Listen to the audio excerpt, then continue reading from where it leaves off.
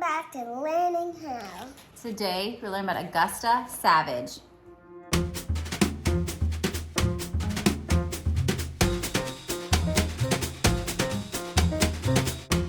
Augusta Savage, her real name is Augusta Christine Fowles, but she uses Augusta Savage as her kind of like her artist name. She was born on February 29th, 1892 to Edward Fowles and Cornelia Murphy. She began making figures as a child, mostly like of small animals, but she was not encouraged to pursue art by her father. Her father was a humble Methodist minister who really opposed his daughter creating art, but she still continued to make little small animals and other small little figurine type things out of red clay that she dug out of the dirt. In 1919, she was granted a booth at the Palm Beach County Fair. She was awarded a $25 prize and a ribbon for the most original exhibit. Later, she sought commissions, which means she was paid for her artwork, for work in Jacksonville, Florida, before she decided to leave for New York City in 1921. In 1934, she became the first African-American artist to be elected to the National Association of Women Painters and Sculptors. She launched the Savage Studio of Arts and Crafts that was located in the basement of West 143rd Street in Harlem. And so she opened up her own little studio like in her basement. Her studio was open to anyone who wanted to paint, draw, or sculpt. Many were young students, including the future nationally known Jacob Lawrence, Norman Lewis, and Gwendolyn Knight. So we've probably studied some of those, or we will study some of those people. So some of these famous artists came because she had a studio that was open to anyone who wanted to create art, and she inspired these young artists, which is really cool. In 1937, she became the director of the Harlem Community Arts Center. 1,500 people, all ages and abilities, participated in her workshops. That's pretty cool. She seemed like she was a really cool person to be around and a person to be helpful in her community.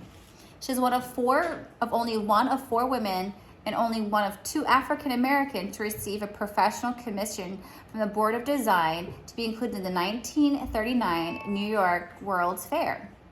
So then during this World's Fair, she created a sculpture called Lift Every Voice and Sing. It's also known as the harp. We're gonna get ready to see that right now.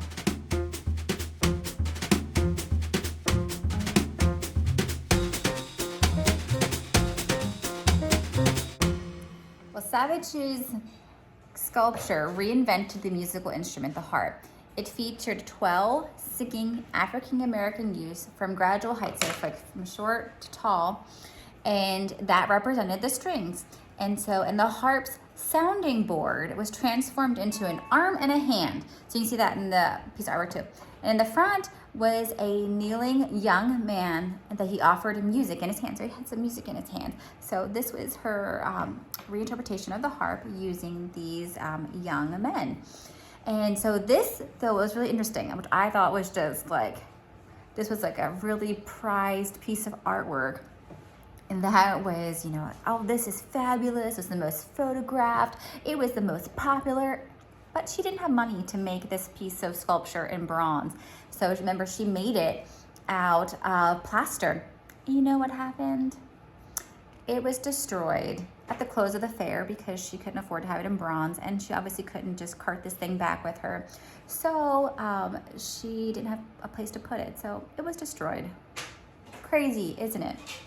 And so, but most of her artwork was made with clay or plaster because she could not afford bronze. So remember, she was she came from humble beginnings, and she remained very humble during most of her career, which is one of the things I really like about her, is that that she was very humble.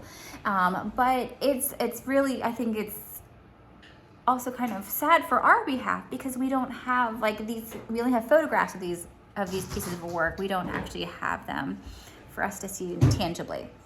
And so later, Savage moved in with her daughter Irene in New York City when her health began to decline. She later died from cancer on March 26, 1962. Savage was remembered today as a great artist, an activist, an art educator. She's serving as an inspiration to the many that she taught, and she helped, and she encouraged. And this is a fun piece of a fact for us that we're going to close with today, is that the Augusta Savage Institute of Visual Arts is a public high school in Baltimore, Maryland, that is named in her honor. So that's really cool. A little bit of history from our local history, as well as pertains to this artist.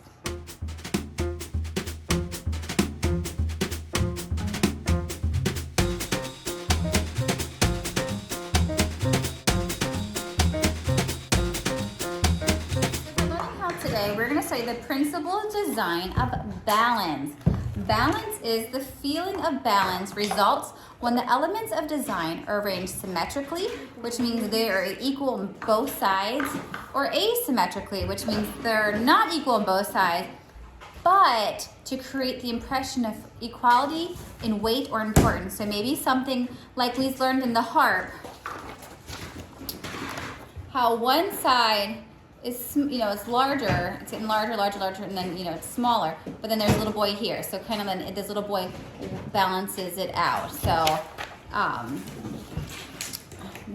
think what our project should be is that my kids are going to be using Play-Doh because I have clay for the class. Remember, she started off her career as a young girl, and she would dig out clay from the ground, and she would kind of add some water to it, and she would make it into like little figurines and little animals. And so what you guys are going to do is you can take, you have clay, like I said, my kids have Play-Doh because I don't want to open the clay up because it's going to dry out. So it'll be nice and fresh when we get to class. But they're going to show you what they're going to do. So I make little animals, little figurines, and you're going to work on balance. And I think we're going to try to keep this to be a symmetrical animal, to be the easiest to understand the idea of balance. And so we're going to try to make it so that each side is equal. So maybe you can make a little animal and make sure that's, or a figurine. It doesn't have to be an animal. It could be a figurine of some sort that you would like.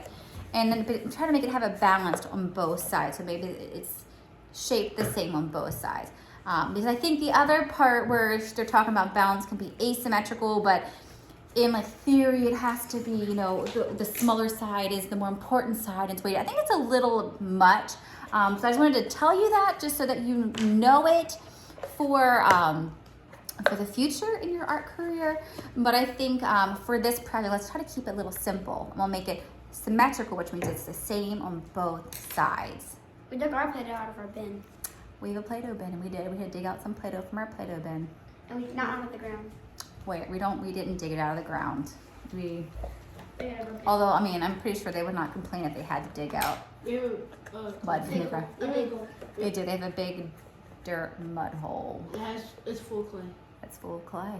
Maybe you could be artists and make really cool artwork for the future.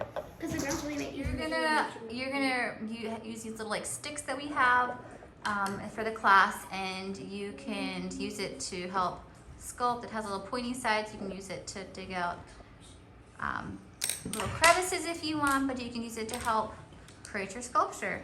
James, you know what you're making? Yes. What are you gonna make? A sculpture. Of what? Person. How's what you doing? Making a deer head. Nice. Sai, what you doing? Making a gingerbread man. Sweet. Reggie, what are you doing? You know? So, I'm going to make it's going to be like a sculpture Of what? of Maybe a kitty cat? yeah, I think that'd be something cool. like that. I think that'd be wonderful. I made a gingerbread man. Good job, buddy. Wait, his face is wrong. There, now I fixed his face. Nice. Here is Ridgely's kitty cat. And then Hud, tell us about yours. It's a buck. There's an arrow going through his head. Oh, Made King Midas very nice. holding a helmet. Nice, a golden helmet, huh? Yep. Come touch the channel. Give us a big thumbs up. Don't forget to hit that notification bell so you guys can hear our newest episodes. So stay tuned. See you guys later. Bye.